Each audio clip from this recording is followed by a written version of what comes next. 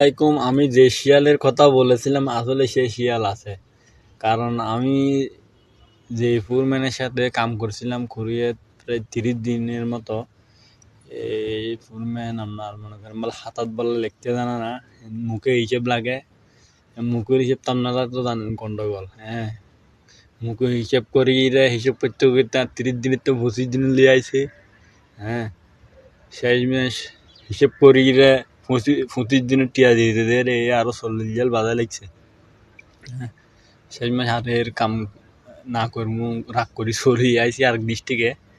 কিন্তু ইয়ে না, কিন্তু এই ডিস্ট্রিক্টে আমার চাচা আছে, ফুফাতো ভাই আছে, আত্মীয় এখন আরো বন্ধু বান্ধব বহুত আছে।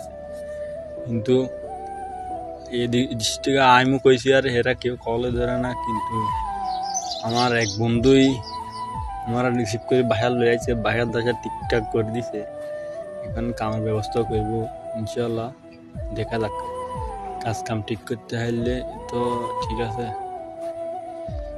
কিন্তু এটা দুঃখ লাগলো যে নিজের আত্মীয় স্বজন থাকার পরেও কিন্তু এরা কামায় না, রক্তের মানুষ। কিন্তু চাচা ফুফাতো ভাই এরা মামা আসলে ছোট ভাই এই প্রবাসের মাটিতে আপনার কোনো কামাই না, একমাত্র বড় ভাই ছাড়া, বন্ধু বান্ধব ছাড়া এরা আপনার কামাই, বন্ধু বান্ধব বড় ভাই।